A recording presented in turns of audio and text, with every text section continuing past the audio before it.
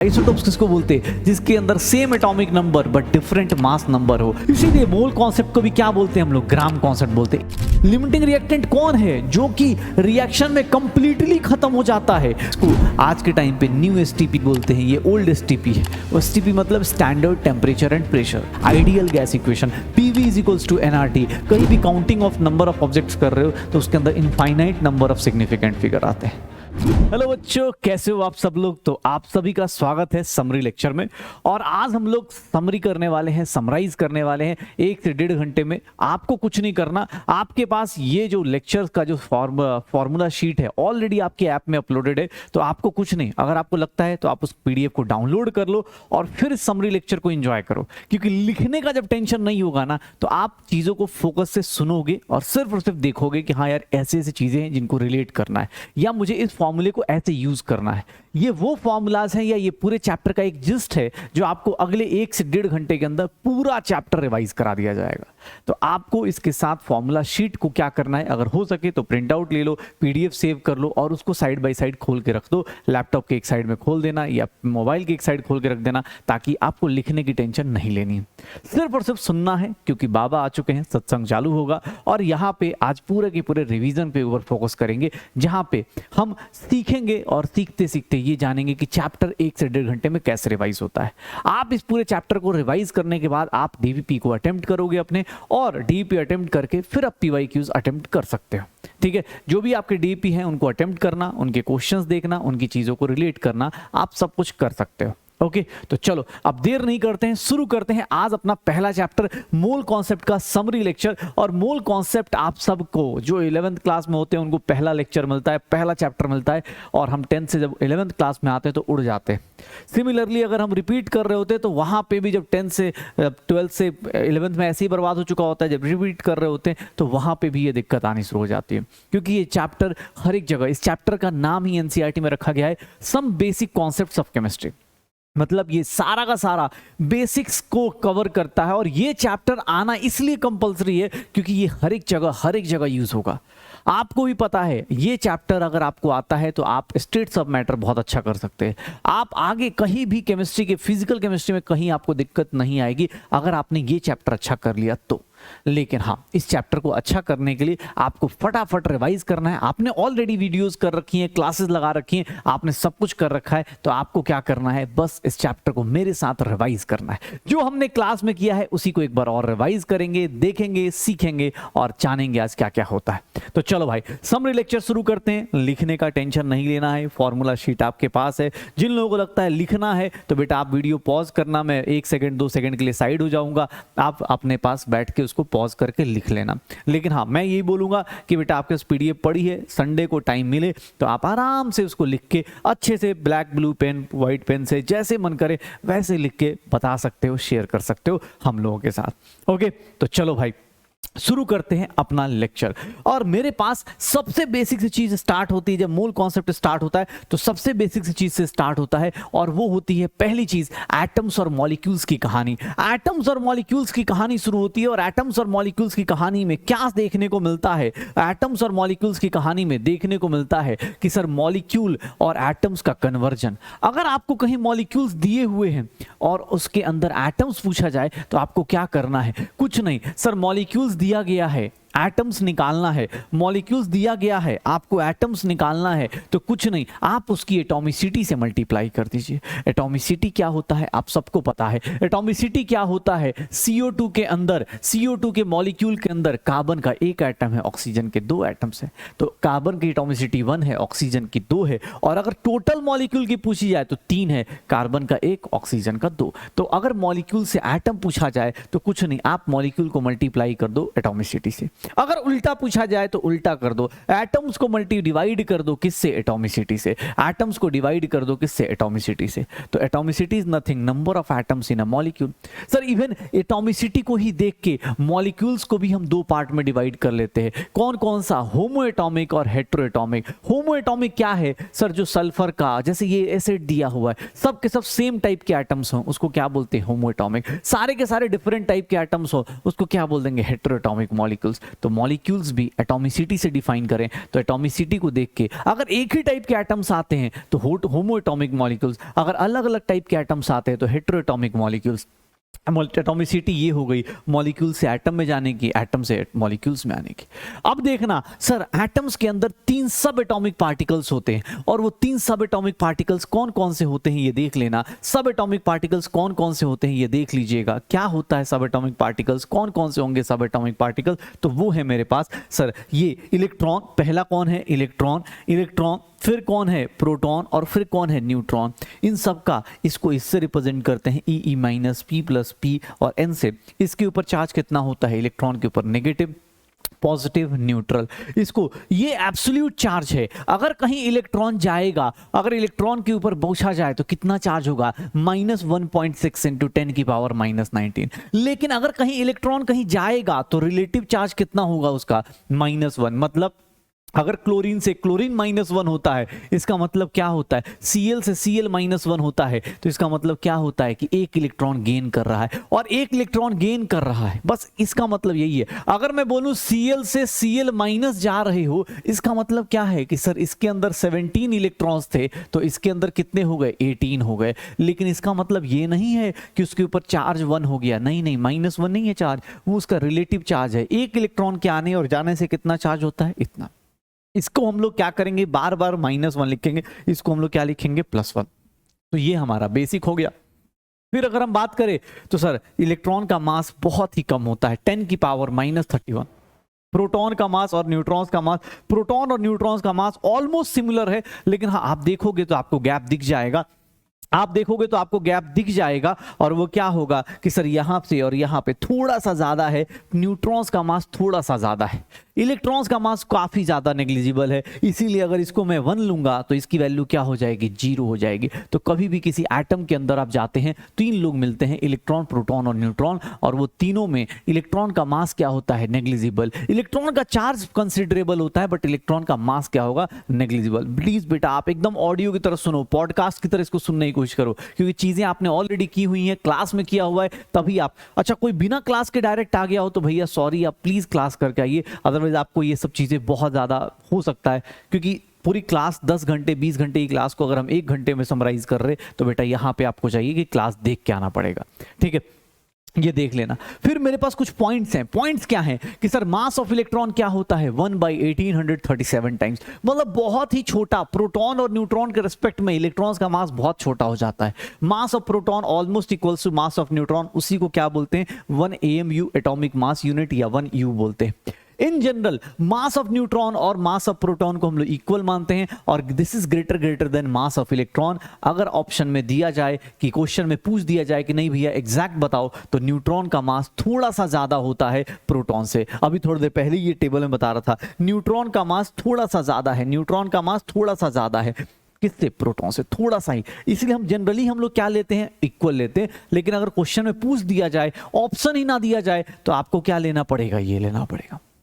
Atomic mass क्या होता है सर? एटम के अंदर मास किसके किसके कारण होगा? एटम के घर में कौन कौन है? इलेक्ट्रॉन, प्रोटॉन, न्यूट्रॉन्स है। इलेक्ट्रॉन्स का मास क्या कर दिया आप लोगों ने? 0। इलेक्ट्रॉन्स का मास क्या कर दिया? नेग्लिजिबल। इलेक्ट्रॉन्स का मास आपने क्या कर दिया? नेग्लिजिबल। तो एटम के अंदर जो मास लोगे वो किसके कारण लोगे? प्रोटॉन और न्यूट्रॉन्स के कारण लोगे। मास ड्यू टू प्रोटॉन और मास ड्यू टू न्यूट्रॉन्स लोगे। याद रखना, इलेक्ट्रॉन्स की कोई वैल्यू नहीं होती, इलेक्ट्रॉन्स का मास कंसीडर तक नहीं करते। लेकिन हाँ, इलेक्ट्रॉन्स काम करता है। क्या काम करता है? Electron change causes chemical reactions. Change in electron मतलब अगर इलेक्ट्रॉन चेंज होगा तो केमिकल रिएक्शन होगा, और चेंज इन प्रोटॉन या न्यूट्रॉन्स होता है तो उससे क्या होता है? न्यूक्लियर रिएक्शंस होती हैं। न्यूक्लियर रिएक्शंस होती हैं। तो देख लो बेटा, ये बेसिक पॉइंट्स हैं जिनको आपको ध्यान रखना है। पहले 2 स्लाइड्स हमने कंप्लीट किए कि हाँ सर एटॉमिसिटी क्या है, ऑलरेडी आपने क्लास में किया हुआ है, डिस्कस्ड है चीजें, थोड़ा सा साथ साथ में रिलेट करने की कोशिश करो। ओके चलो अगली स्लाइड देखते हैं कि अगली स्लाइड पे क्या क्या है। आप सबको पता है किसी एटम को रिप्रेजेंट करने के लिए 3 चीजें चाहिए होती हैं। 3 चीजें चाहिए होती हैं, और वो क्या क्या है सर? उसका सिंबल चाहिए, उसका एटॉमिक नंबर चाहिए और मास नंबर चाहिए। What is symbol? Symbol sir किसी भी एलिमेंट का, ऑक्सीजन का O होता है, नाइट्रोजन का N होता है, फास्फोरस का P होता है। तो सर किसी सिंबल को बीच में लिखते हैं और उसके ऊपर क्या लिखते हैं? मास नंबर, और नीचे क्या लिखते हैं? Atomic number. ऊपर क्या लिखते हैं? मास नंबर, नीचे क्या लिखते हैं? Atomic number. एटॉमिक नंबर क्या होता है? कुछ नहीं, नंबर ऑफ प्रोटॉन्स, मतलब एटम के अंदर जितने प्रोटॉन्स होते हैं, जितनी पॉजिटिव चार्जेस होती हैं, उसके नंबर को, नंबर ऑफ प्रोटॉन्स को बोलते हैं क्या? नंबर ऑफ प्रोटॉन्स को क्या बोलते हैं हम लोग? एटॉमिक नंबर, जिसको रिप्रेजेंट करते हैं जेड से। हर एक जगह आप कहीं भी जाएंगे देखेंगे जेड जहां लिखा होगा, समझ जाइएगा एटॉमिक नंबर है। मास नंबर से किसको रिप्रेजेंट करते हैं? ए से, number of nucleons, protons plus neutrons present in the atom, इसको क्या बोलते हैं? मास नंबर बोलते हैं। किसी भी एटम में जाओगे, किसी भी एटम में जाओगे तो नंबर ऑफ प्रोटॉन्स जो होगा, किसी भी एटम में जाओगे तो जो नंबर ऑफ प्रोटॉन्स होगा उसको जेड से निकालेंगे, नंबर ऑफ न्यूट्रॉन्स कितना होगा? ए माइनस जेड। और एटॉमिक नंबर हो चाहे मास नंबर हो, number of electron proton neutrons हो, ये हमेशा क्या होते हैं? अगर मैं इसको दिखाऊं तो ये हमेशा क्या होंगे? होल नंबर होंगे। हमेशा क्या होंगे? होल नंबर होंगे। हमेशा क्या होंगे? होल नंबर होंगे। मतलब हमेशा 1 2 3 4 ऐसे आएंगे। हमेशा क्या आएंगे? 1 2 3 4 ऐसे आएंगे। जैसे मैं बार बार बोलता भी हूँ, क्लास में बोला था, कभी किसी के घर पे कोई पूछे कितने लोग रहते हैं तो 3 लोग, 4 लोग, 10 लोग, 20 लोग बोलेगा। कभी ये नहीं बोलेगा 4.5 लोग रहते हैं कि सर हमारे घर के ऊपर भूत रहता है, उसको भी आधा काउंट कर लो, पत्ते हिलते हैं उसको भी आधा काउंट कर लो। नहीं काउंट करेंगे, ठीक है। तो वैसे ही यहाँ पे atomic number, mass number, atomic number, mass number, atomic number, mass number, atomic number, mass number, इन सबको हम लोग क्या करने वाले हैं? Atomic number, mass number, number of electron protons, ये हमेशा always whole quantity, whole number अपने पास रहने वाले, ठीक है। फिर प्रोटॉन्स आ गया, न्यूट्रॉन्स आ गया। इलेक्ट्रॉन्स की हम वैल्यू पहले से भी नहीं कर रहे थे, उसके मास को हम कंसीडर आज भी नहीं कर रहे।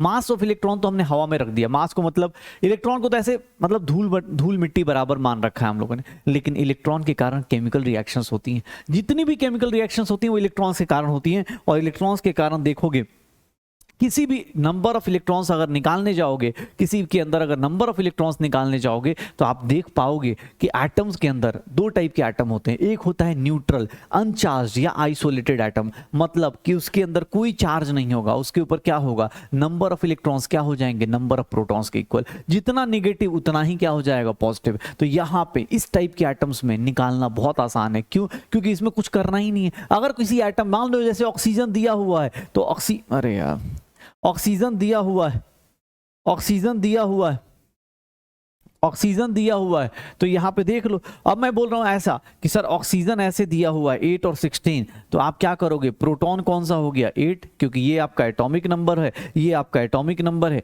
ये आपका मास नंबर है। आपने अभी जस्ट फॉर्मूला देखा, न्यूट्रॉन्स के लिए क्या करते हैं? 16 माइनस 8, 8 हो गया। इसके ऊपर कोई चार्ज नहीं है तो इलेक्ट्रॉन्स के लिए क्या कर देंगे? सर 6 इलेक्ट्रॉन्स के लिए कितना हो जाएगा? इलेक्ट्रॉन्स के लिए कितना हो जाएगा? कोई चार्ज नहीं, तो मतलब किसके इक्वल? प्रोटॉन के इक्वल हो गया।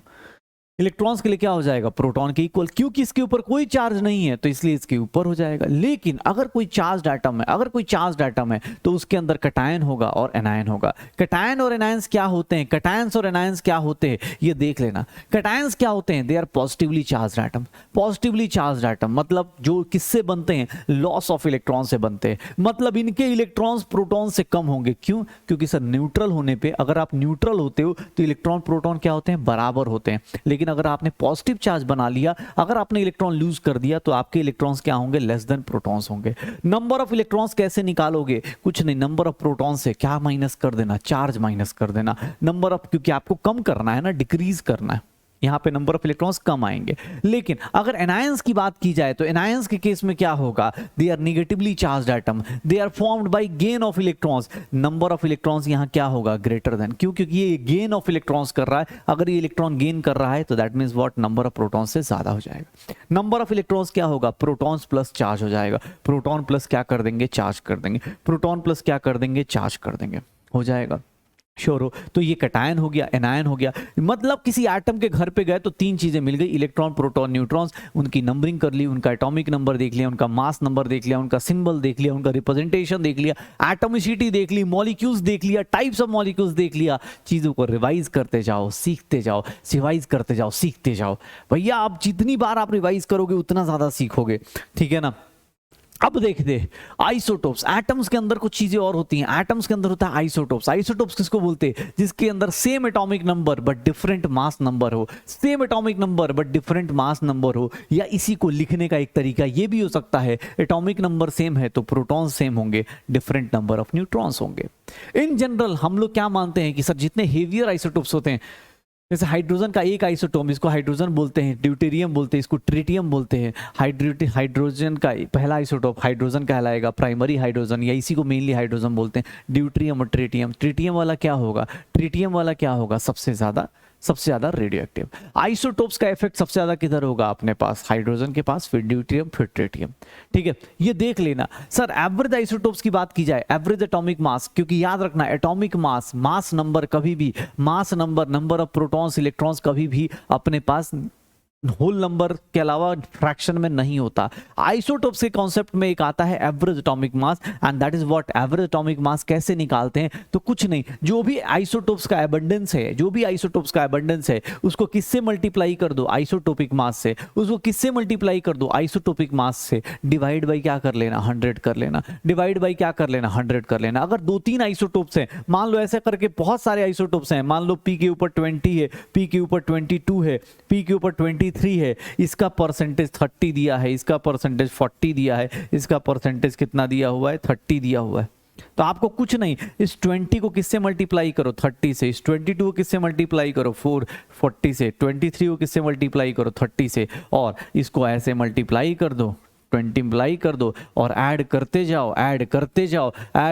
जाओ, डिवाइडेड बाई क्या कर देना? 100 कर देना। एवरेज एटॉमिक मास आ जाएगा। Average atomic mass can be fractional, वो फ्रैक्शनल हो सकता है, कोई दिक्कत नहीं आएगी। आइसोटोप्स की सेम केमिकल रिएक्शंस होती हैं, बट हाँ डिफरेंट फिजिकल प्रॉपर्टीज हो जाती हैं। सेम केमिकल प्रॉपर्टीज होंगी बट डिफरेंट फिजिकल प्रॉपर्टीज हो जाएंगे। तो आइसोटोप्स के केस में ये सब चीजें देखने को मिलेंगी। अब आइसोटोप्स के बारे में बात करें, उसके बाद हमारी लाइफ में और भी आइसो टर्म आते हैं। आइसो का मतलब होता है सेम, और अब आइसो टर्म के बारे में बात करेंगे तो isobars, isotones, iso electronic, isosters, isodiaphers, बहुत सारी चीजें सीखने को मिलेंगी। आप अगर क्लास अटेंड करके आपको सब कुछ धीरे धीरे याद आ रहा होगा, गजनी वाली अदास वापस आ रही होगी। आइसोबार्स किसको बोलते हैं? जहां मास नंबर क्या हो जाए, सर सेम हो जाए, बट एटॉमिक नंबर क्या हो जाए? डिफरेंट हो जाए। मतलब इनका नंबर ऑफ प्रोटॉन्स डिफरेंट है, बट नंबर ऑफ न्यूक्लियॉन्स, याद रखना न्यूक्लियॉन्स क्या होगा अपने पास? नंबर ऑफ न्यूक्लियॉन्स क्या रहेगा? सेम रहेगा। मतलब टोटल नंबर ऑफ न्यूक्लियॉन्स क्या रहेंगे? न्यूक्लियस के अंदर रहने वाले लोगों को क्या बोलते हैं हम लोग? न्यूक्लियॉन्स बोल देते हैं। जैसे होता है ना कि दुनिया को बचाने वाले को एवेंजर्स बोल देते हैं, वैसे ही हम लोग जो न्यूक्लियस के अंदर रहता है उसको हम लोग बोल देते हैं न्यूक्लियॉन्स है। ये न्यूक्लियॉन्स अपने पास सेम होंगे आइसोबार्स में। आइसोटोन्स में या आइसोन्यूट्रॉनिक का मतलब same number of neutrons, iso electronic मतलब same number of electrons, isosters मतलब same number of electrons as well as same number of atoms, isodiaphers मतलब same difference between neutrons and protons, proton और neutron का difference same रहे, p minus N या n minus P अगर same रहता है तो उसका चीज को हम लोग क्या बोलते हैं? आइसोडायफर्स। तो ये एटम्स के अंदर सारी कहानी होती है। किसी एटम के अंदर क्या क्या चीजें हैं, इलेक्ट्रॉन, प्रोटॉन, न्यूट्रॉन्स, उसके अंदर सिमिलरिटीज क्या हैं, उसके अंदर चीजें कौन कौन सी कैसे डिस्कस होती हैं, ये अपने पास आता है। फिर एक एटम का मास अगर किसी भी एलिमेंट का निकालना है, तो आपको क्या करना है? मास नंबर के आगे क्या लगा दोगे? या तो AMU, या फिर मास ऑफ 1 प्रोटॉन, या फिर 1.66 इंटू 10 की पावर -27। आपको कुछ नहीं, आप क्या करोगे? मास नंबर इंटू AMU कर दोगे, या फिर mass number into mass of 1 proton कर दोगे, मास नंबर इंटू 1.6 इंटू 10 की पावर -27। सर आपको ये सिंपल चीजें दी गई हैं कि भैया ये देख लो, अगर एक एलिमेंट का निकालना है, मास ऑफ 1 एटम का निकालना है, तो क्या करोगे? ऑक्सीजन का दिया है तो ऑक्सीजन का मास नंबर कितना होता है? एटॉमिक नंबर और मास नंबर बेटा अब याद रख लो, क्योंकि ये चीजें अगर याद नहीं है तो हमेशा दिक्कत आएंगी।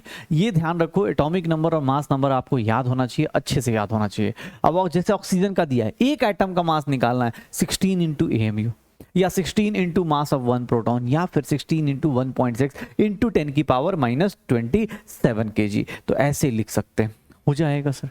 श्योर हो? चलो अगर एक एटम का मास आपको निकल के आ रहा है, ये इसी पे एक चीज डिफाइन होती है, that is known as one atomic mass unit. One atomic mass unit या बोलते हैं वन यूनिफाइड मास। ये कैसे डिफाइन करते हैं, तो इसको डिफाइन करने के लिए हम लोग क्या करते हैं, it is defined as 1/12 of mass of one atom of C12। मतलब इसको डिफाइन करा जाता है एक एटम के मास को, कितना, कार्बन के एक एटम, कार्बन के रेस्पेक्ट में। मतलब आज के टाइम पे जितने भी एटॉमिक स्केल्स हैं वो सारे के सारे किस पे बेस्ड हैं, कार्बन के ऊपर बेस्ड हैं। अगर मैं बात करूं तो AMU कैसे डिफाइन करते हैं, ये मास ऑफ वन प्रोटॉन, या फिर उसी को आज के टाइम पे ये लिख दिया जाता है यूनिफाइड मास। AMU को भी आजकल हम लोग शॉर्ट कर चुके हैं और उसको हम लोग क्या लिख देते हैं, U लिख देते हैं। AMU ना लिख के U लिख देते हैं और वो भी सेम वैल्यूज लेगा। ये kg में इतना आएगा, ग्राम में इतना आएगा, एक प्रोटॉन न्यूट्रॉन्स की वैल्यू इतनी आ जाएगी। अब जैसे ही हम इस सब चीजें डिस्कस करते हैं, हमारी लाइफ में आता है मोल। और मोल क्या है, कुछ नहीं, एक एवोगाड्रो नंबर, एक नंबर है जो क्या होता है 6.022 इंटू 10 की पावर 23, या फिर इसको हम शॉर्टकट में लिख सकते हैं 6 इंटू 10 की पावर 23, या फिर इसी को हम लोग शॉर्टकट में लिख देते हैं Na मतलब क्या हो जाएगा, अपने को सोडियम मत कर देना, Na मतलब एवोगाड्रोस नंबर, ठीक है। अब ये बंदा ऐसा है, ये नंबर एक ऐसा है कि इसको और इसको मल्टीप्लाई कर दोगे, इसको और इसको मल्टीप्लाई कर दोगे, इसकी वैल्यू कितनी आ जाएगी 1। मतलब Avogadro number into 1 AMU multiply करोगे क्या हो जाएगा 1। और इसी से एक नई चीज निकल के आती है कि सर एक एटम का मास, आपको एक एटम का मास अभी क्या बोला गया है कि मास नंबर के आगे क्या लगा देना, AMU लगा देना। इसको हम लोग क्या बोल देंगे, एटॉमिक मास बोल देंगे। इसको हम लोग क्या बोल देंगे, एटॉमिक मास बोल देंगे। इसको हम लोग क्या बोल देंगे, एटॉमिक मास बोल देंगे। किसी एक एटम का मास निकालना है तो मास नंबर के आगे AMU लगा दो, एटॉमिक मास बोल देंगे। लेकिन अगर एक मोल एटम का निकालना है, अगर एक मोल एटम मतलब 6.022 इंटू 10 की पावर 23 एटम्स का मास निकालना है तो कुछ नहीं, आप क्या करोगे, मास नंबर इंटू क्या कर दोगे, ग्राम कर दोगे। और इसी का नाम हम लोग जस्ट देखो, यूनिट का गेम है, AMU के बदले ग्राम लगा दोगे, सर क्या हो जाएगा, ये मोलर एटॉमिक मास हो जाएगा। ये किस में कन्वर्ट हो जाएगा, मोलर एटॉमिक मास में कन्वर्ट हो जाएगा। तो ये ध्यान रखना कि ये मोलर एटॉमिक मास में कन्वर्ट हो जाएगा। ओके, तो ये 1 मोल के बारे में बात कर रहे, ये 1 मोल के बारे में बात कर रहे। तो 1 मोल का मास कुछ नहीं, जो भी मास नंबर है उसके आगे ग्राम लगा दो, वही क्या कहलाएगा, 1 मोल का मास या मोलर एटॉमिक मास। तो देख लो, अलग अलग बस इस यूनिट्स का गेम खेला जा रहा है। AMU ग्राम लगाया, अलग अलग नाम ले रहे। सिमिलरली अब कुछ भी होगा, मोल्स के बारे में बात करें, अगर ग्राम यहां देख लेना, ग्राम या G used as a prefix. अगर G कहीं यूज हो रहा है प्रीफिक्स के फॉर्म में, देखो बेटा, अगर 1 ग्राम ऑफ ऑक्सीजन दिया होता ना, अगर 1 ग्राम ऑफ ऑक्सीजन दिया होता, अगर मैं 1 ग्राम ऑफ ऑक्सीजन बोलता तो तुम मास लेते। लेकिन ग्राम यहां पे मास नहीं है, किसको रिप्रेजेंट कर रहा है, मोल को रिप्रेजेंट कर रहा है।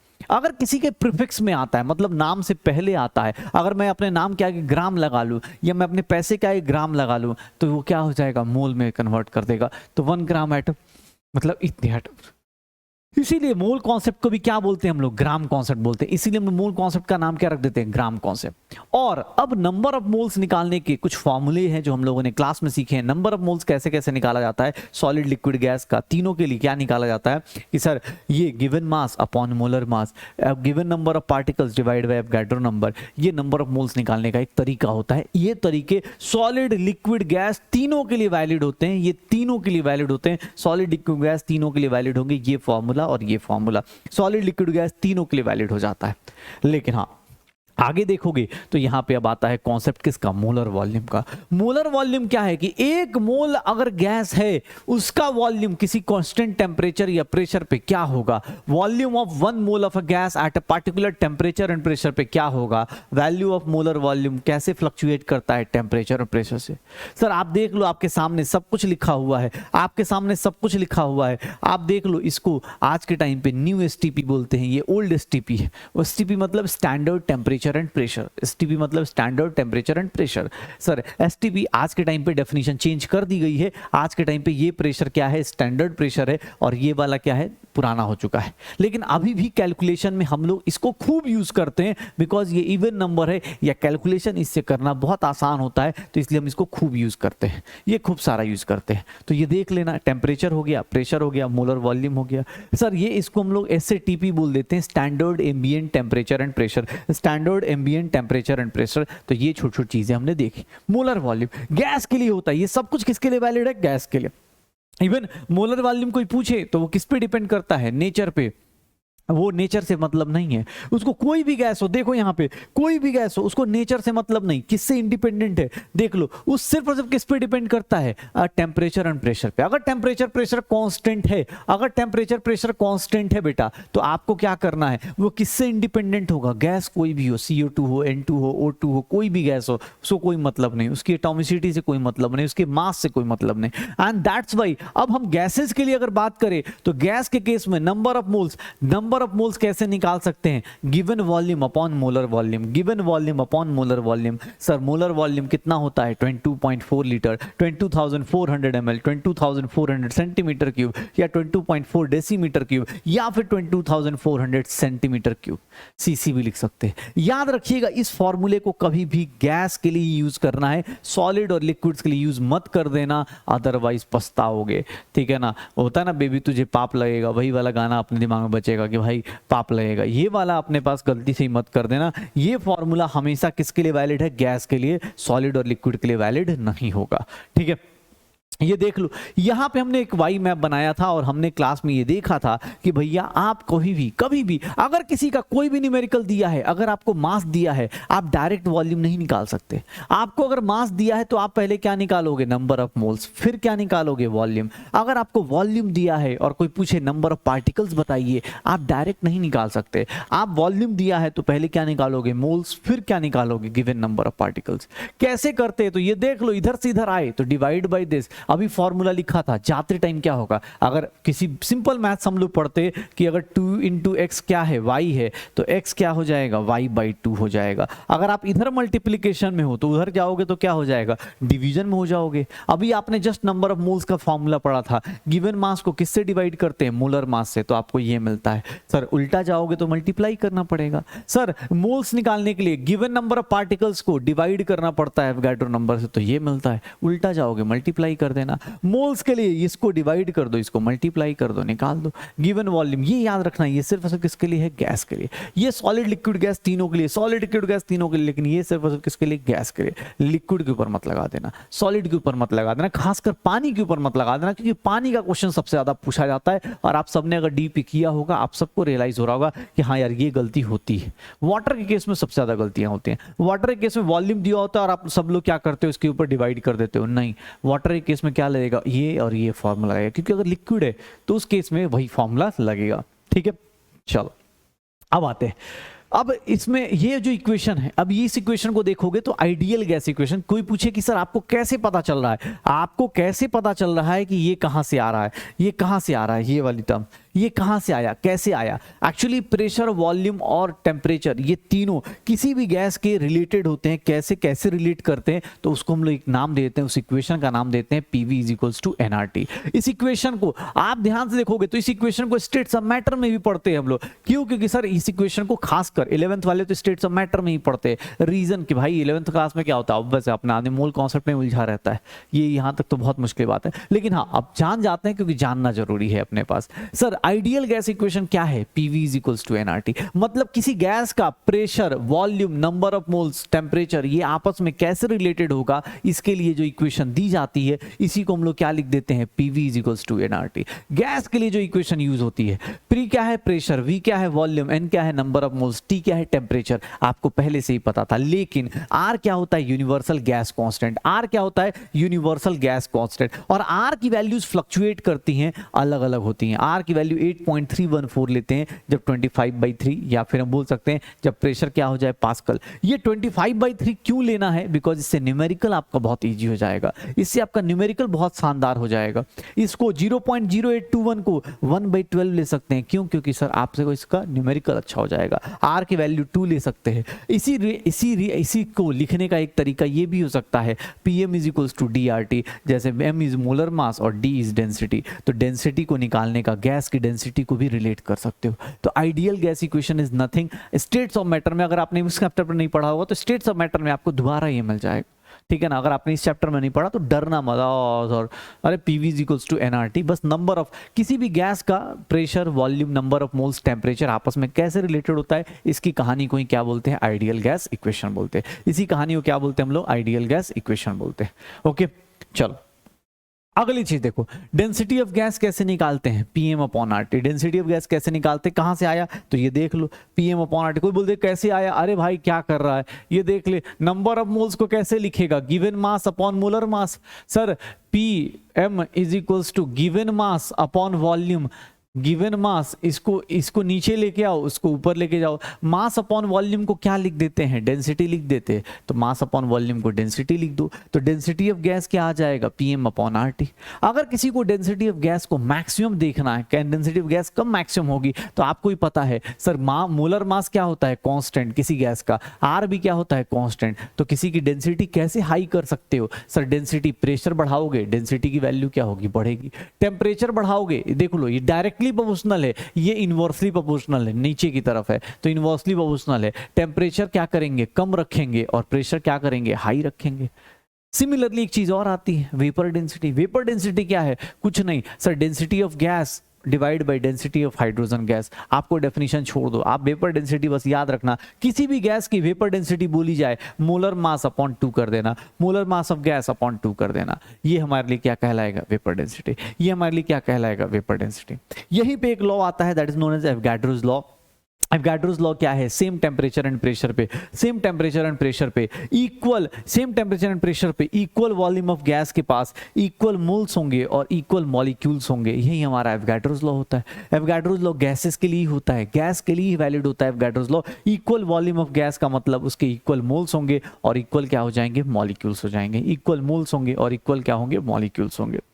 ये देख लो, अगर मैं बात करूं परसेंटेज कंपोजिशन की, तो परसेंटेज कंपोजिशन 3-4 तरीके से निकाल सकते हैं आप। दवाइयों के पास, दवाइयों में देख सकते हैं, आपके पास अभी भी कोई दवाई पड़ी हो जहां पे लिक्विड का, सॉलिड का, कोई भी दवाई पड़ी हो, उसके पीछे जाके देखेंगे आपको ये सारे सिंबल्स दिख जाएंगे। सर इन सारे सिंबल्स का कोई अपने पास, बहुत सिंपल चीजें होती है। अगर मैं तुमसे बोलता हूं मास का परसेंटेज बताओ, तो तुम मास अपॉन टोटल मास कर दो, इनटू परसेंटेज निकाल दो। ये देख लेना सर, मास परसेंटेज किसी का निकालना है तो अपना mass divide by total into 100। अगर कहीं मास परसेंटेज दिया है, एक्वस का मतलब होता है पानी, अगर कहीं किसी का मास परसेंटेज दिया है तो 10 ग्राम NaOH is present in 100 gram solution.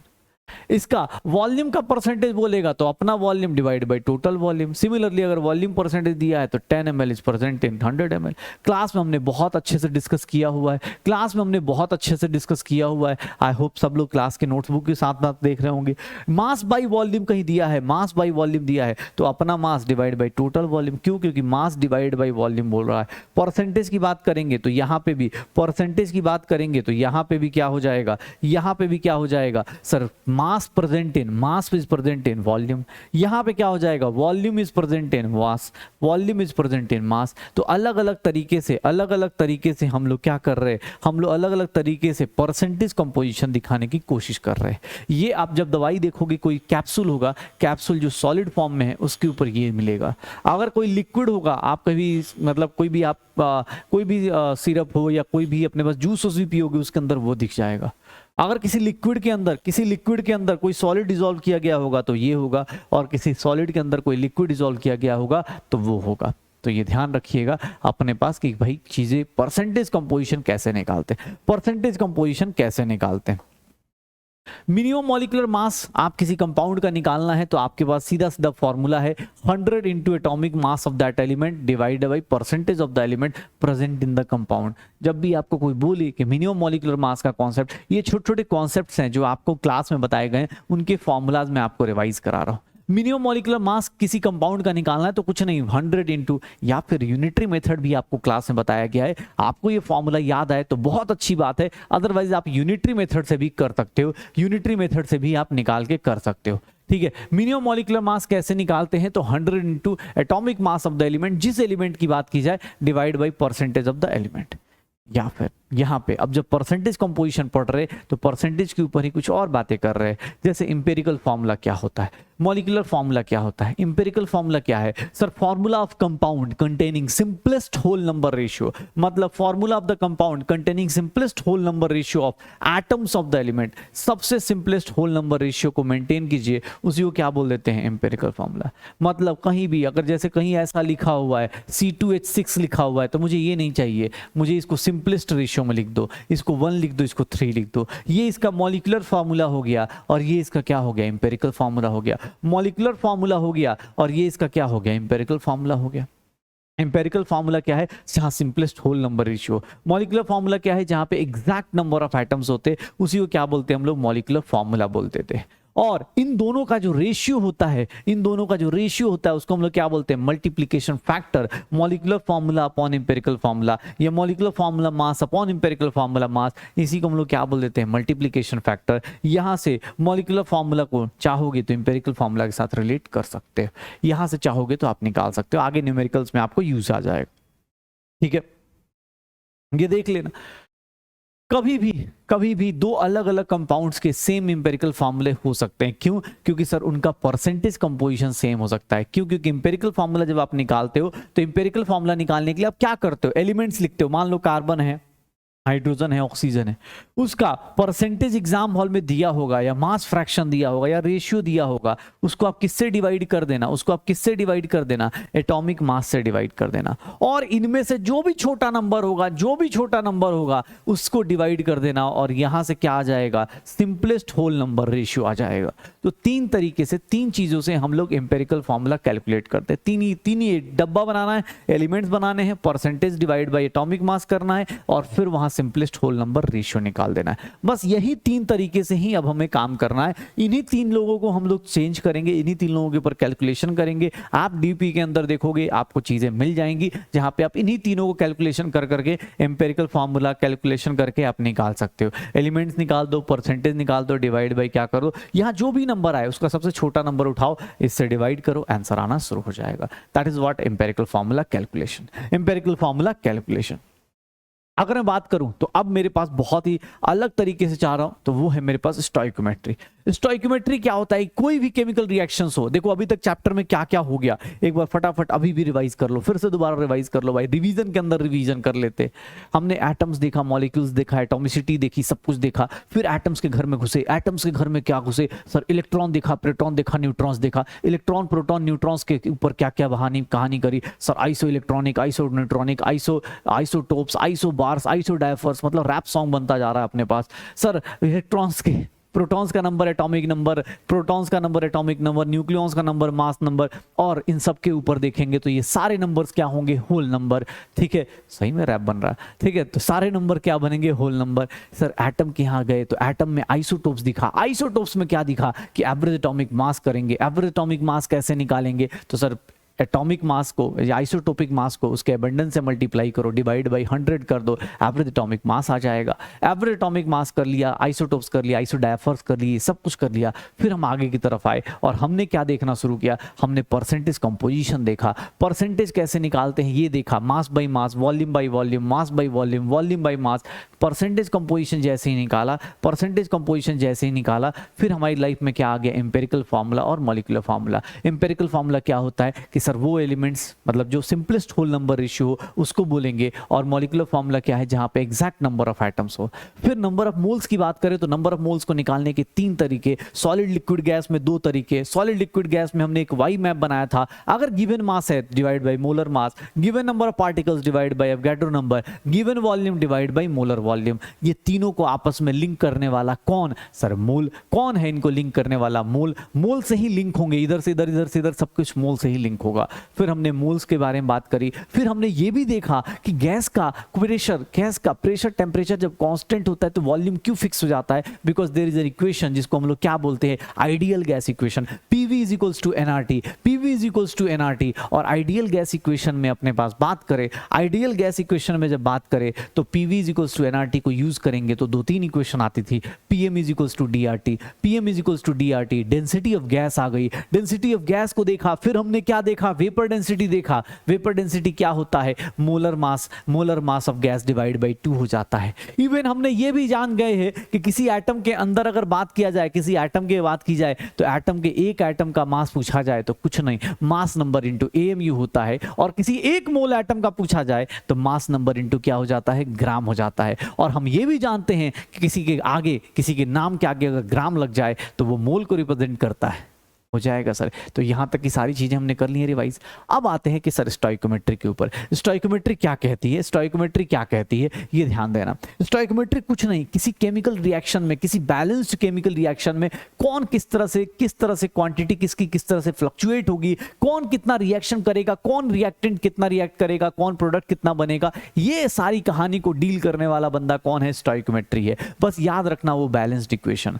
आप किसी भी रिएक्शन को देख के बस ये 3-4 लाइंस लिखना शुरू कर दो। किसी भी रिएक्शन को देख के अगर आप 3-4 लाइंस लिखना शुरू कर दो, इसी को हम लोग क्या बोलते हैं, उसका स्टैंडर्ड फॉर्म। अगर रिएक्शन बैलेंस्ड है, आप इस रिएक्शन को 28 ग्राम लिखो, इसको 6 ग्राम लिखो, इसको 34 ग्राम लिखो, ये 22.4 लीटर। अगर वो रिएक्शन बैलेंस्ड है तो आप ये लिख लो, और उसके बाद आपको ही पता है कुछ नहीं करना होता। हम सब ने सीख रखा है क्या करना है, तो क्रॉस मल्टीप्लाई करना है। याद करो भाई, याद करो मेरे से, कैसे करते थे। अगर कोई ये रिएक्शन दिया हुआ है, अरे कुछ नहीं सर, ये रिएक्शन दी हुई है, अगर तुमसे कोई पूछ दे सर आपको स्टैंडर्ड लिख देना है। अगर मैं इसके क्या बोल दूं, अगर मुझे इसके कितने चाहिए, अगर मैं बोलता हूं इसके 2.24 लीटर्स वॉल्यूम गिवन है, तो मुझसे अगर कोई पूछ दे कि सर मोल्स बताओ, इसका कोई मास बताओ, तो मुझे बस एक ही चीज करनी है। मुझे क्या करना है, अगर इसका वॉल्यूम गिवन है, इसका मास, इसका मोल्स अगर पूछ दिया गया, तो मैं क्या करने वाला हूं, कुछ नहीं, स्टैंडर्ड को उसके रिस्पेक्टिव टर्म्स में लिख दो। ये रिएक्शन का स्टैंडर्ड मास में लिखेंगे तो 28 ग्राम होगा। इस रिएक्शन को किस तरह लिखेंगे, 3 मोल्स लिखेंगे, और इस रिएक्शन को कितना लिखेंगे, 2 × 22.4 लीटर लिख देंगे। जो जिसमें पूछा जाए या जो जिसमें दिया जाए उसी को लिख दो, और उसके बाद क्या करना है, अरे भैया ट्रिक क्या बताया है मैंने, ट्रिक क्या बताया है, शुरू हो जाओ। क्या ट्रिक बताई है, अरे कुछ नहीं, इसको इससे, नीचे वाले को ऊपर वाले से मल्टीप्लाई करो, नीचे वाले को ऊपर वाले से मल्टीप्लाई करो, डिवाइडेड बाय ऊपर वाले से क्या कर देना, मल्टीप्लाई, डिवाइड कर देना। ये आंसर किस में आ जाएगा, मोल में। किसने बोला सर इसका आंसर क्या होगा, जो गिवन है इसको इससे मल्टीप्लाई करो। सर याद करो, कुछ क्लास का याद आ रहा है, कुछ क्लास की बातें याद आ रही हैं। डिवाइडेड बाय 2 × 22.4 कर देना, आंसर आ जाएगा। 2 × 22.4 कर देना, इसका मास आ जाएगा। सब कुछ निकाल सकते थे स्टोइकोमेट्री में। यही शॉर्टकट मैंने यहां बता रखा है, यही शॉर्टकट मैंने बता रखा है। शॉर्टकट क्या है, क्रिस क्रॉस मेथड है। शॉर्टकट क्या है, क्रिस क्रॉस मेथड है। किसी को भी किसी के तरीके से लिख दो। अगर जैसे मान लो मोल में लिखा है तो स्टैंडर्ड मोल में लिख दो, और सबको निकालने का सिंपल सा तरीका बताया है मैंने कि सर ए का मोल निकालना है, क्या दिया हुआ है, सी का मोल। तो आपको कुछ नहीं, क्या करना है, 10 × 1 डिवाइड बाई क्या करना है, 3। 10 moles of C into standard moles of B divide by standard moles of C. यहां पे मोल्स ऑफ बी की बात करें तो सर ये बी के मोल्स कैसे आएंगे, 10 × 2 divide by 3, 10 × 2 divide by 3। Sir moles of D निकालना है तो इसको डी के लिए 10 × 4 डिवाइड बाई 3। सर यहां गलती से सी हो गया, यहां पे क्या करोगे, सी कर दोगे। तो ऐसे ऐसे छोटी छोटी चीजें कर लेना, शॉर्टकट देख लो अपने पास। ये सब कुछ हमने क्लास में डिस्कस किया हुआ है। आई थिंक सबने स्टोइकोमेट्री में काफी अच्छी मेहनत करी थी। आपको एग्जाम हॉल में कोई ना कोई एक वैल्यू दी होगी, स्टोइकोमेट्री सॉल्व कर लेंगे। ओके, अब आते हैं स्टोइकोमेट्री में कॉन्सेप्ट अलग अलग कौन से आते हैं, अलग अलग कॉन्सेप्ट कौन से आते हैं। जैसे प्योरिटी का कॉन्सेप्ट है। प्योरिटी का कॉन्सेप्ट क्या बोलता है कि भैया सुनो, मैं तुम्हें रिएक्टेंट तो दूंगा, लेकिन जब बेटा ये कॉन्सेप्ट चल रहा तो आप कॉपी अपनी खोल के देखना शुरू कर दो, ताकि आपको ना चीजें रिलेट हो जाए। आपको बोले सर न्यूमेरिकल, भाई फिर न्यूमेरिकल कराऊंगा, पूरी क्लास हो जाएगी, ये 12-15 घंटे की क्लास हो जाएगी। ये चैप्टर आपको 1 घंटे 1.5 घंटे में या कम से कम टाइम में जितना आसानी से रिवाइज करा दिया जाए उसकी क्लास है बेटा। कोई ये बोले सर पूरा न्यूमेरिकल करा दो, बेटा न्यूमेरिकल कराने जाऊंगा आपको फिर से उतनी ही मेहनत लग जाएगी, मुझे भी उतनी ही मेहनत लग जाएगी। फिर तो आप बेटर क्लास ही देख लो। समरी लेक्चर मतलब इतना ही कुछ करना है ताकि आपको चीजें याद आ जाए। प्योरिटी कॉन्सेप्ट की बात करें तो प्योरिटी कॉन्सेप्ट क्या है, प्योरिटी का कॉन्सेप्ट मोस्टली किसके ऊपर लगाते हैं, रिएक्टेंट के ऊपर लगाते हैं। क्यों, क्योंकि रिएक्टेंट का जो भी मास दिया होता है ना, गिवन मास जो होता है वो एग्जैक्ट प्योर मास नहीं होता। क्या होता है, गिवन मास ऑफ जो रिएक्टेंट सैंपल होता है वो प्योर प्लस इंप्योरिटीज होता है, और जो रिएक्शन करने जाएगा वो हमेशा कौन जाएगा, प्योर रिएक्टेंट। इंप्योरिटीज क्यों रिएक्शन करने जाएंगी भाई, इंप्योरिटीज का क्या लगता है, इंप्योरिटी का कोई रिश्तेदार नहीं है, ये कोई रिएक्शन नहीं करेगा। इंप्योरिटी तो साइड में बैठी रहेगी, और साइड में रहेगी। प्योरिटी कॉन्सेप्ट किसके ऊपर लगता है, रिएक्टेंट के ऊपर लगता है। और आपको कभी भी याद रखना, given mass of reactant sample, mass of pure reactant नहीं लेना है। कभी भी एग्जाम में क्वेश्चन सॉल्व करने जाओगे तो ये ध्यान रखना। और किसी की परसेंटेज प्योरिटी निकालनी है तो कुछ नहीं, क्या करेंगे, mass of pure reactant upon mass of reactant sample into 100 कर देंगे। आपको इसके ऊपर क्वेश्चंस क्लास में कराए गए हैं, एक बार उसके क्वेश्चंस देखिए, चीजों को सीखिए, याद कीजिए क्या क्या चीजें कराई गई थी। फिर अगर यील्ड और एफिशिएंसी का कॉन्सेप्ट दिखाया जाए तो ये किसके ऊपर, देखो ये किसके ऊपर लग रहा है, रिएक्टेंट के ऊपर, ये किसके ऊपर लग रहा है, प्रोडक्ट के ऊपर। क्यों? क्योंकि सर आपको ही पता है, टाइम टेबल में पहले से बना के बैठ जाता हूं, लेकिन हाँ पढ़ाई कितनी होती है किस पे डिपेंड करता है, अपने ऊपर ना, प्रोडक्ट के ऊपर, कि भाई मैं कितना पढ़ाई कर रहा हूँ। टाइम टेबल तो मैंने बना लिया, सुबह 6 बजे से लेकर रात के 12 बजे तक लगातार पढ़ाई करूंगा, लेकिन तुम्हें पता है ये किस पे डिपेंड करता है, प्रोडक्ट तुम्हारे ऊपर। क्यों? क्योंकि सर आपने रिएक्ट लिख तो लिया कि हाँ भाई मैं इतना कर लूंगा, लेकिन नहीं हो पाया। क्यों? उसका रीजन क्या है? क्योंकि आपका थ्योरेटिकली जो थ्योरेटिकल यील्ड है वो कुछ और है, और जो एक्चुअल यील्ड है, जो रियल यील्ड है वो कुछ और है। थ्योरेटिकल यील्ड और रियल यील्ड आपका अलग चल रहा है। क्यों? अरे सर थ्योरेटिकल यील्ड क्या होता है? जो आपने कॉपी पे लिख के अपने आप से सोच लिया कि सुबह 6 बजे से लेकर 12 बजे तक पढ़ूंगा, उसी को क्या बोलते हैं, थ्योरेटिकल यील्ड। लेकिन एक्चुअल या रियल या एक्सपेरिमेंटल यील्ड क्या है? जो रियलिटी में मिलता है, जो आपको पता चलता है कि अरे भाई मैं तो 4 ही घंटे पढ़ पाया, दिन भर में 2 घंटे पढ़ पाया, 3 घंटे पढ़ पाया। तो प्योरिटी और यील्ड, प्योरिटी का कॉन्सेप्ट या यील्ड का कॉन्सेप्ट, ये रिएक्टेंट पे लगता है, ये किस पे लगता है, प्रोडक्ट के ऊपर। ये रिएक्टेंट के ऊपर लगता है तो ये किस पे लगता है, प्रोडक्ट के ऊपर। कोई पूछ दे परसेंटेज ऑफ यील्ड बताओ, तो परसेंटेज ऑफ यील्ड कैसे निकालते हैं? एक्चुअल यील्ड जो आप रियली में एग्जिस्ट करते हो डिवाइड बाय थ्योरेटिकली, जो कॉपी पे आपने निकाल लिया, कॉपी किताबों पे निकाल दिया, थ्योरेटिकल यील्ड इनटू क्या कर दो 100% यील्ड, ऐसे निकाल देते हैं। तो सर स्टोइकोमेट्री का एक बेसिक कॉन्सेप्ट आता है जिसमें एक चीज दी हो, बाकी चीजें निकालनी हो, क्रिस क्रॉस मेथड से कर लो। फिर दूसरा कॉन्सेप्ट आता है प्योरिटी का। प्योरिटी का कॉन्सेप्ट किसके ऊपर लगता है? जब आपके पास मास ऑफ सैंपल दिया हो और वहां से आपको चीजें निकालने को दी जाए। और तीसरी चीज कहां से आती है? Mass of sample. उसका तीसरा कॉन्सेप्ट क्या आया? यील्ड का कॉन्सेप्ट। जब प्रोडक्ट के ऊपर बात की जाए कि यार इसका प्रोडक्ट इतना बन रहा है, इसका नहीं बन रहा, तो वो यील्ड का कॉन्सेप्ट आ गया। एंड अब आते हैं लिमिटिंग रिएजेंट। जब आपके पास 2 रिएक्टेंट्स दिए हों, जब आपके पास एक से ज्यादा रिएक्टेंट दिए हों, 2 रिएक्टेंट या 3 रिएक्टेंट दिए हों, तो आपको ये डिसाइड करना पड़ेगा कि स्टोइकोमेट्री किससे गवर्न हो रही है। आपके पास 2 या 3 लोग दिए हों, जैसे देखो अब तुम घर में अकेले थे, तुम डिसाइड कर रहे थे कि हाँ भाई मैं घर में कब खेलूंगा कब नहीं खेलूंगा, तुम अपने आप से डिसाइड कर रहे थे। तो स्टोइकोमेट्री, बेसिक स्टोइकोमेट्री यही था। लेकिन अगर घर में 2-3 लोग हों तो आप वो लोग डिसाइड करेंगे कि भाई साहब कौन कितना देर खेलेगा, कौन कितनी देर नहीं खेलेगा। वो तुम्हें डिस्टर्ब कर सकते हैं, नहीं कर सकते। वैसे ही यहां है, अगर एक से ज्यादा रिएक्टेंट होते हैं तो उस केस में एक कॉन्सेप्ट लगता है LR concept, and limiting reactant या लिमिटिंग रिएजेंट कॉन्सेप्ट। यहां पे क्या बोला जाता है? लिमिटिंग रिएक्टेंट या लिमिटिंग रिएजेंट कॉन्सेप्ट क्या बोला जाता है? पहले तो याद रखना, जब भी एग्जाम हॉल में एक से ज्यादा रिएक्टेंट दिए होंगे तभी लगाना है। दूसरा, लिमिटिंग रिएक्टेंट कौन है? जो कि रिएक्शन में कंप्लीटली खत्म हो जाता है, मतलब आफ्टर द रिएक्शन उसकी वैल्यू कितनी बचती है? 0 बचती है। आफ्टर द रिएक्शन कितनी बचती है? 0 बचती है। मतलब तुम पूरा खत्म हो जाओगे तो ऑब्वियस तुम डिसाइड करोगे कि भैया प्रोडक्ट कितना बनेगा। इट एक्चुअली डिसाइड्स, ये डिसाइड करता है प्रोडक्ट कितना बनेगा। जो एक्सेस दिया हुआ है, देखो 2 लोग दिए, एक बंदा खत्म हो गया, पूरा का पूरा न्यौछावर हो गया, तो दूसरा बंदा क्या हो जाएगा? बच जाएगा। तो एक अगर लिमिटिंग रिएक्टेंट है तो दूसरा क्या बनता है? एक्सेस रिएक्टेंट बनता है। एक अपने पास लिमिटिंग रिएक्टेंट है तो दूसरा क्या बनता है? एक्सेस रिएक्टेंट बनता है। और एक्सेस रिएक्टेंट क्या है sir? Which is not completely consumed, मतलब जो एक्स्ट्रा बचा हुआ है आफ्टर द रिएक्शन, ये इसका अमाउंट क्या है? बचा हुआ है। अमाउंट ऑफ एक्सेस रिएक्टेंट क्या है? बचा हुआ है। नॉट इक्वल्स टू, वो देख लो, after the reaction amount of excess reactant क्या है? बचा हुआ है।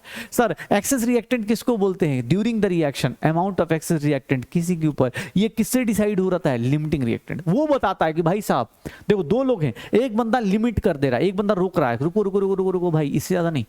एक्सेस वाला क्या होगा? मैं तो ज्यादा हूं तो कोई बात नहीं भैया, मैं पूरा खत्म हो जाऊंगा, तुम बचे रह जाओगे। अब देख लेना, कभी भी किसी का लिमिटिंग रिएजेंट निकालना है तो उसका शॉर्टकट क्या होता है कि सर उसके गिवन मोल्स डिवाइड बाय उसके स्टोइकोमेट्रिक कोएफिशिएंट से डिवाइड कर दो। किसी भी गिवन मोल्स को, स्टोइकोमेट्रिक कोएफिशिएंट मतलब जो ये आगे नंबर लगा होता है उसको हम लोग क्या बोलते हैं? ऐसे तो पढ़ा चुका हूं यार, मैं बार बार भूल जा रहा हूं, कोई ऐसा ना कोई पहली बार आ गया हो। भाई कोई पहली बार आया हो तो सॉरी यार, अगर पहले दिन में ही यही लेक्चर देखने आ गए हो तो भैया सॉरी, ये पूरा का पूरा हमारे 10 12 20 15 जो भी क्लासेस का ना समरी है, तो बेटा इसको अगर कोई सोचे पहले दिन आ जाऊं तो नहीं होगा। ये देख लो अपने पास, ये देख लो, ये स्टोइचियोमेट्रिक कोफिशिएंट होता है। तो अगर किसी का लिमिटिंग रिएजेंट निकालना है तो कुछ नहीं, गिवन मोल्स अपॉन स्टोइचियोमेट्रिक कोफिशिएंट लिख दो, जिसकी भी वैल्यू कम आएगी वही क्या होगा, लिमिटिंग रिएजेंट होगा। अदरवाइज लिमिटिंग रिएजेंट निकालने के एक दो तरीके और थे, वो भी देखेंगे। लिमिटिंग रिएजेंट निकालने के एक दो तरीके और थे, जैसे मैंने ये भी बताया था कि अगर ये रिएक्शन दी हुई है, याद करो सर, कुछ याद करो लिमिटिंग रिएजेंट निकालने का एक तरीका, अगर मोल्स दिया है तो आप कुछ नहीं, गिवन मोल्स अपॉन स्टोइचियोमेट्रिक कोफिशिएंट कर दो, जिसकी वैल्यू, जैसे देखो मान लो मैंने इसकी वैल्यू कितनी दे दी 10 मोल और इसकी वैल्यू कितनी दे दी 10 मोल, ठीक है, 10 मोल दे दिया, तो मेरे पास 1 मोल ये है और इसका 3 मोल ये है, इसके 2 मोल्स, मुझे क्या निकालना है, इसके मोल।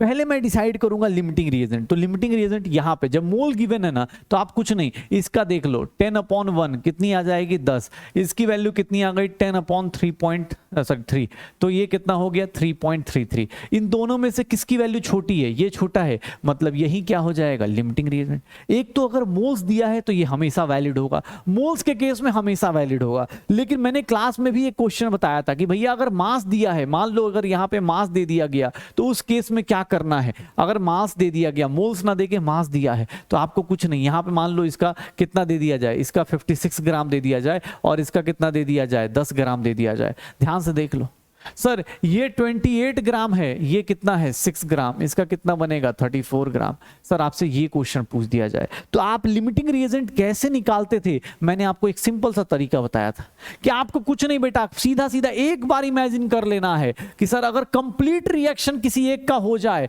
For complete reaction of 56 gram of N2, आप ये मान लो कि N2 का, नाइट्रोजन का ये 56 ग्राम पूरा का पूरा रिएक्शन कर गया। अगर ये 56 ग्राम पूरा का पूरा रिएक्शन कर गया तो मुझे बताओगे मास ऑफ हाइड्रोजन कितना रिक्वायर्ड होगा, मास ऑफ हाइड्रोजन कितना रिक्वायर्ड होगा, मास ऑफ हाइड्रोजन कितना रिक्वायर्ड होगा। अगर ये 56 ग्राम पूरा का पूरा रिएक्ट कर जाए तो हम सब ने क्रॉस मेथड सीखा है, 56 × 6/28। सर ये देख लो कितना ग्राम मास रिक्वायर्ड होगा, 12 ग्राम मास रिक्वायर्ड होगा। अगर 12 ग्राम मास रिक्वायर्ड है, अगर 12 ग्राम मास रिक्वायर्ड है, अगर 12 ग्राम मास रिक्वायर्ड है, क्या 12 ग्राम हाइड्रोजन है क्या आपके पास, नहीं है ना, मतलब ये रिएक्शन पॉसिबल नहीं होगा, ये रिएक्शन पॉसिबल नहीं होगा, मतलब ये लिमिटिंग रिएजेंट नहीं हो सकता। क्यों? क्योंकि इसके पूरे रिएक्शन के लिए कितना ग्राम हाइड्रोजन चाहिए, 12 ग्राम, नहीं मिलेगा, ऑब्वियस है ये लिमिटिंग रिएजेंट नहीं होगा। तो अब उल्टा करके देख लो, अगर मैं उल्टा लिख के देखूं, for complete reaction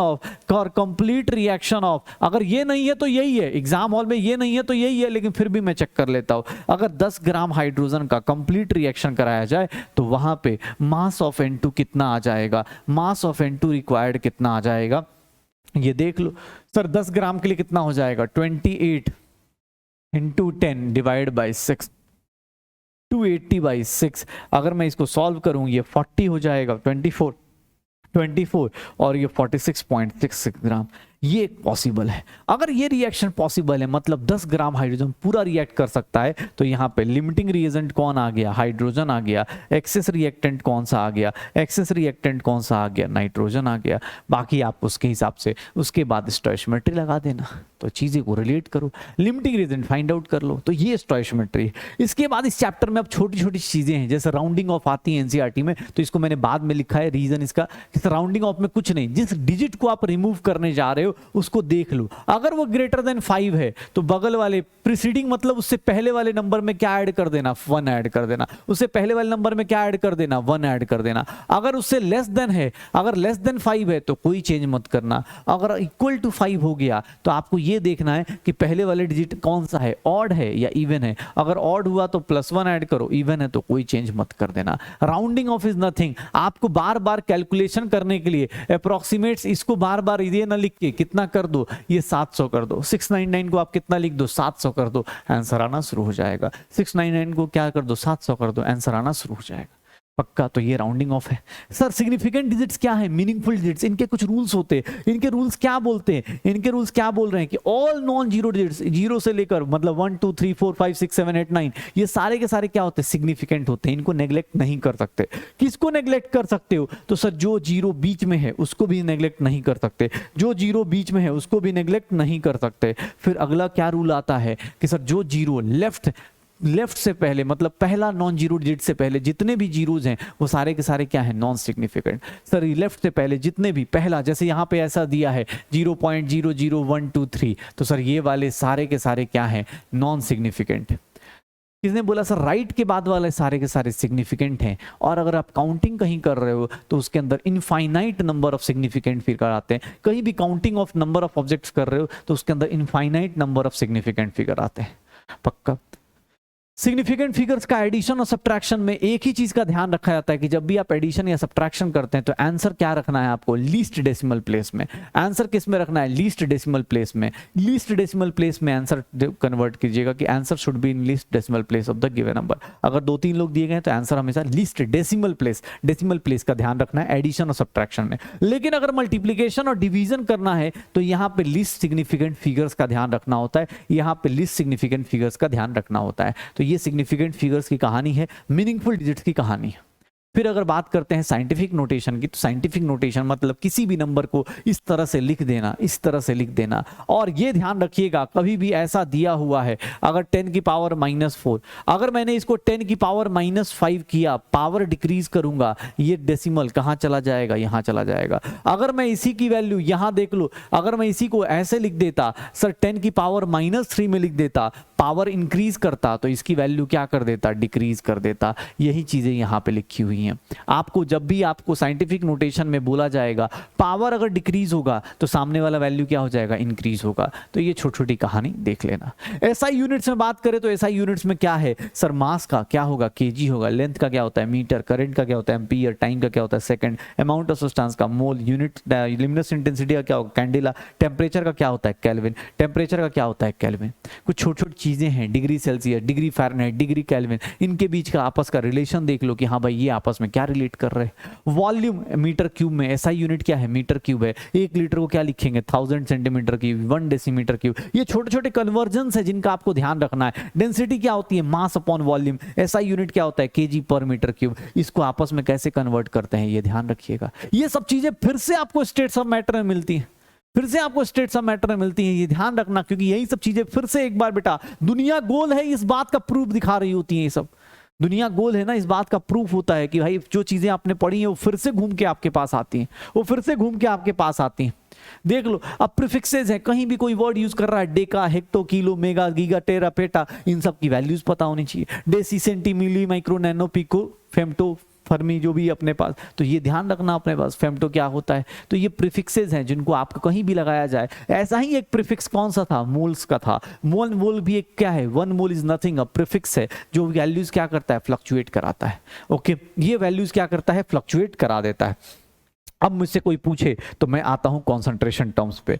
concentration terms में रिवाइज करना शुरू करूं तो कॉन्सेंट्रेशन टर्म्स में पहले 4 कॉन्सेंट्रेशन टर्म्स हमने पहले ही कर लिए। Mass by mass, volume by volume, mass by volume, volume by mass, already हमने एक्सप्लेन कर लिया है। कहां पर हमने ऑलरेडी कहां पढ़ लिया है, हमने पढ़ लिया है कॉन्सेंट्रेशन टर्म्स के शुरुआत में जब परसेंटेज कंपोजिशन देख रहे थे। अब हम लोग क्या करने वाले हैं, अब हम लोगों के पास ए और बी हैं, उनका मास दिया है या वॉल्यूम दिया है, तो हम उसका मास फ्रैक्शन पढ़ना चाहें। मास फ्रैक्शन या वॉल्यूम फ्रैक्शन बहुत डिफिकल्ट कॉन्सेप्ट था जिसका हमने क्लास में बहुत मजाक उड़ाया था। कभी भी किसी का फ्रैक्शन बोला जाए तो कुछ नहीं, अपना mass divide by total mass. Volume fraction मतलब अपना volume divide by total volume. ये सारे के सारे यूनिटलेस होते हैं, divide by this, divide by this. Sum करोगे इन सब का तो क्या हो जाएगा, 1 आ जाएगा। ऐड करके देखोगे हमेशा क्या आएगा, चाहे वो मास फ्रैक्शन हो, चाहे वॉल्यूम फ्रैक्शन हो, और चाहे आगे जाके मोल फ्रैक्शन हो। मोल फ्रैक्शन का भी सम करोगे क्या आएगा, सम इक्वल टू 1 आएगा। अगर 2 लोगों का मोल्स निकालना है, मोल फ्रैक्शन ऑफ ए बोला जाए, इसको हम लोग एक्स से काई प्रोनाउंस करते हैं, एक्स की तरह लिखते हैं और काई की तरह प्रोनाउंस करते हैं। काई ऑफ ए निकालना है तो कुछ नहीं, अपने moles divide by total moles. Chi of B निकालना है, अपने moles divide by total moles. इन दोनों के मोल्स का रेशियो नंबर ऑफ मोल्स के रेशियो की equal. Chi A plus chi B किसके इक्वल हो जाएगा, 1 के equal. Strength of solution. Sir mole fraction, mass fraction, volume fraction, ये 3 फ्रैक्शन का ध्यान रखना, ये 3 फ्रैक्शन का ध्यान रखना। और अब यहां से कहानी शुरू करते हैं सर सॉल्यूशन की। सॉल्यूशन मतलब 2 टाइप के लोग होंगे सॉल्यूशन में, एक होता है सॉल्यूट और एक होता है सॉल्वेंट। सॉल्यूट कौन सा होता है, जो लेस क्वांटिटी में होता है। सॉल्वेंट कौन सा होता है, जो मेजर क्वांटिटी में होता है, बड़ी क्वांटिटी में होता है। तो स्ट्रेंथ ऑफ सॉल्यूशन क्या है, यूनिट दिया हुआ है ग्राम पर लीटर। यूनिट दिया हुआ है ग्राम पर लीटर। क्या होता है sir, mass of solute divide by volume of solution. Mass of solute divide by volume of solution, क्या हो रहा होता है कि sir mass of solute divide by volume of, कितना 1 लीटर सॉल्यूशन में कितना मास ऑफ सॉल्यूट प्रेजेंट है, इसी को क्या बोल देते हैं स्ट्रेंथ ऑफ सॉल्यूशन। सीधा सीधा फॉर्मूला बेस्ड क्वेश्चन आएगा, मल्टीप्लाई करते रहो। सर स्ट्रेंथ ऑफ सॉल्यूशन का यूनिट क्या होगा, ग्राम पर लीटर। कितने, मतलब अगर कहीं मैं बोल रहा हूं 10 ग्राम पर लीटर, मतलब क्या है कि सर 1 लीटर सॉल्यूशन में कितना ग्राम होगा, 10 ग्राम होगा, तो स्ट्रेंथ ऑफ सॉल्यूशन ऐसा हो जाता है। फिर अगर मैं तुमसे बोलूं, अगर मुझसे बोला जाए कि सर मोलारिटी बताओ, मोलारिटी क्या होती है, तो कुछ नहीं, मोलारिटी भी स्ट्रेंथ ऑफ सॉल्यूशन का थोड़ा बड़ा भाई है। वहां पे आप अभी थोड़ी देर पहले मास ऑफ सॉल्यूशन की बात कर रहे थे, mass of solid divide by volume की बात कर रहे थे, अब यहाँ कुछ नहीं, number of moles of solid divide by volume की बात करोगे। इसका यूनिट क्या होता है, मोल्स पर लीटर, या फिर इसी को मोलर बोल देते हैं, या फिर कैपिटल एम से रिप्रेजेंट करते हैं, या फिर कैपिटल एम से रिप्रेजेंट करते हैं। Number of moles divide by volume, number of moles divide by volume, number of moles divide by volume, ये नंबर ऑफ मोल्स निकालने का एक तरीका हुआ। वॉल्यूम अगर लीटर में ना दे के एमएल में दिया हो तो इसको इसमें कन्वर्ट कर लिया करो। फॉर्मूला आपके पास है बेटा, ये फॉर्मूला शीट आपके लिए दी गई है, प्लीज ट्राई करना इस फॉर्मूला शीट को सही से यूटिलाइज करने की। नंबर ऑफ मोल्स सॉल्यूट का निकालना है, इसका मोल्स निकालना है, तो क्या करोगे, मोलारिटी इनटू वॉल्यूम कर दोगे। लेकिन अगर गलती से वॉल्यूम एमएल में ले लिया तो मोल्स ना निकल के क्या निकल जाएंगे, मिली मोल्स निकल जाएंगे। मोल्स ना आके क्या आ जाएंगे, मिली मोल्स आ जाएंगे। नंबर ऑफ मोल्स ना आके क्या आ जाएंगे, मिली मोल्स आ जाएंगे। तो मोलारिटी ऐसे करना है। सर किसने बोल दिया कि अगर किसी सॉल्यूशन को डाइल्यूट करें या कॉन्सेंट्रेट करें तो क्या होने वाला है, अगर किसी सॉल्यूशन को डाइल्यूट करें या कॉन्सेंट्रेट करें तो क्या होने वाला है, तो sir number of moles, dilution करो चाहे कॉन्सेंट्रेशन करो, number of moles of solute क्या रहने वाला है, कांस्टेंट। इसमें डाइल्यूशन या कॉन्सेंट्रेशन का मतलब क्या होता है, एडिशन ऑफ सॉल्वेंट या रिमूवल ऑफ सॉल्वेंट। एडिशन हो और चाहे रिमूवल हो, एडिशन हो चाहे क्या कर देते हैं, इसको हम लोग बोल देते हैं कि रिमूवल ऑफ सॉल्वेंट हो रहा है। एडिशन हो चाहे रिमूवल ऑफ सॉल्वेंट हो, दोनों केस में। सर याद रखिएगा जब मिक्सिंग की जाती है तो भी आप मिक्सिंग में भी क्या निकालते हो, मोलारिटी ऑफ मिक्सचर कैसे निकालते हो, m1v1 plus m2v2 divide by volume of mixture. m1v1 plus m2v2 divide by volume of mixture, where volume of mixture को क्या बोल देते हैं, v1 प्लस v2, या वॉल्यूम ऑफ मिक्सचर को क्या बोल देते हैं, v1 plus v2 plus v solvent, volume of solvent. कहीं कहीं सॉल्वेंट भी ऐड किया जाता है। तो molarity is nothing, number of moles of solute present in 1 litre. 1 litre solution में कितने मोल्स ऑफ सॉल्यूट हैं, इसी को क्या बोलते हैं, मोलारिटी। कैपिटल एम से रिप्रेजेंट करते हैं, मोल्स पर लीटर लेते हैं, मोलर लेते हैं, हो जाएगा। अब देखना मेरे पास molarity into molar mass of solute अगर मल्टीप्लाई करते हो तो क्या आ जाता है, स्ट्रेंथ। मोलारिटी के कुछ फॉर्मूलाज हैं जो आपको बार बार यूज करने को मिलेंगे, जो आपको शॉर्टकट के फॉर्म में आपको दिए गए हैं। Molarity into molar mass of solute करोगे क्या आएगा, स्ट्रेंथ आ जाएगा। या फिर हम बोलें कि मोलारिटी को और किस तरीके से निकालना है, तो मोलारिटी निकालने का एक तरीका ये भी है कि sir molarity is nothing 10 into percentage of mass, percentage by mass of solute into क्या हो जाएगा, density divide by molar mass of solute. 10 times x into D divide by molar mass of solute, निकाल दो। Sir molarity को ऐसे भी निकाल सकते हैं, ऐसे भी निकाल सकते हैं, या फिर ये तो तरीके थे ही थे। तो मोलारिटी एक थोड़ा बड़ा टर्म है और ये टेम्परेचर डिपेंडेंट होता है। क्यों, क्योंकि टेम्परेचर पे क्यों डिपेंड करता है, बिकॉज टेम्परेचर बढ़ाओगे वॉल्यूम चेंज कर जाता है। तो डॉक्टर्स को बहुत दिक्कत आई तो उन्होंने एक नया टर्म निकाल दिया, क्या, उसको क्या बोल देते हैं, मोलालिटी बोल देते हैं। मोलालिटी क्या होती है, number of moles of solute divide by क्या हो जाएगा, mass of solvent. Sir number of moles of solute divide by mass of solvent लेते हैं, ये मोल्स में है तो ये केजी में है, इसलिए इसका यूनिट क्या हो गया, मोल्स पर केजी। नाम प्रोनाउंसिएशन बेटा कभी कभी अगर सही से नहीं प्रोनाउंस करोगे, दोनों इक्वली साउंड करते हैं लेकिन दोनों में बहुत बड़ा डिफरेंस है। ये मोलालिटी है, मोलालिटी LITY, लेट गया है, ये बोल रहा है लेट जाऊंगा भैया, सॉल्यूट अपॉन सॉल्वेंट कर दूंगा। वो क्या है, सॉल्यूट अपॉन सॉल्यूशन है, वो सॉल्यूट अपॉन सॉल्यूशन था, ये बोल रहा है सॉल्यूट अपॉन सॉल्वेंट होगा। ये इसका फॉर्मूला ये आ जाएगा। नंबर ऑफ मोल्स निकालने का तरीका ये, अगर मास केजी में ना दोगे ग्राम में दोगे तो क्या आ जाएगा, 1000। मोलालिटी को चाहोगे तो मोलालिटी आप ऐसे भी निकाल सकते हो, मोल फ्रैक्शन से भी रिलेट कर सकते हो मोलालिटी को। Mole fraction of solute into mole fraction of solvent into 1000 upon molar mass of solvent directly आप निकाल सकते हो। या फिर आप ये फॉर्मूले से भी निकाल सकते हो, मोलालिटी क्या होगी, 1000 times molarity divide by 1000 times density minus molarity into molar mass. इसी को आप शॉर्टकट में लिखे तो ऐसे भी लिख सकते हैं। 2 क्या होता है, सॉल्यूट होता है, 1 क्या होता है, सॉल्वेंट, क्योंकि सॉल्वेंट के अंदर हम क्या डालते हैं, सॉल्यूट डालते हैं, सॉल्वेंट के अंदर हम लोग क्या डालते हैं, सॉल्यूट डालते हैं, ठीक है ना। तो सॉल्वेंट 1 से रिप्रेजेंट करते हैं, 2 किससे रिप्रेजेंट करते हैं, सॉल्यूट से, ठीक है ना। तो मोलारिटी हो गया, मोलालिटी हो गया, ये छोटी छोटी चीजें हो गई। ये टेम्परेचर डिपेंडेंट टर्म्स का मतलब क्या हो गया, जहां वॉल्यूम का यूज करते हैं वो टेम्परेचर डिपेंडेंट हो जाती हैं। कैसे, मोलारिटी देख लो ना, उसमें वॉल्यूम यूज होता है, टेम्परेचर बढ़ाओगे वॉल्यूम चेंज करेगा, मोलारिटी, स्ट्रेंथ, ये सब क्या होती है, टेम्परेचर डिपेंडेंट। टेम्परेचर इंडिपेंडेंट मतलब कुछ नहीं, मोलालिटी को बोलते हैं या मोल फ्रैक्शन को, जिनको टेम्परेचर से कोई फर्क नहीं पड़ता है। एक टर्म आता है फॉर्मेलिटी, फॉर्मेलिटी इज नथिंग, बस इसकी फॉर्मेलिटी पूरी कर दो, मोलारिटी फॉर आयनिक सॉलिड्स। ये क्या होता है, molarity for ionic solids, molarity for ionic solids कहलाता है, मोलारिटी फॉर आयनिक सॉलिड्स कहलाता है।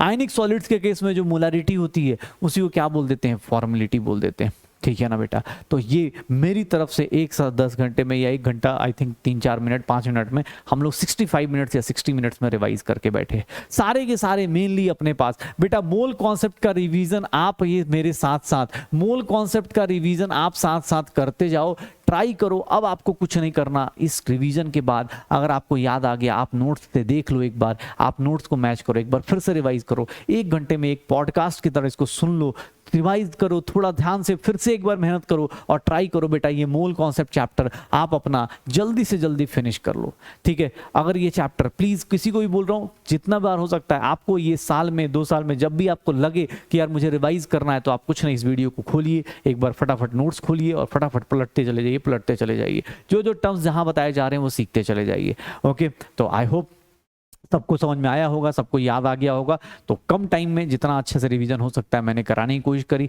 लेकिन हाँ फिर भी अगर कोई प्रॉब्लम होगी तो फिर हम लोग अपनी क्लासेस में डिस्कस कर लेंगे। तो चलो मिलते हैं लाइव क्लासेस में, तब तक के लिए ओके, बाय बाय, टाटा।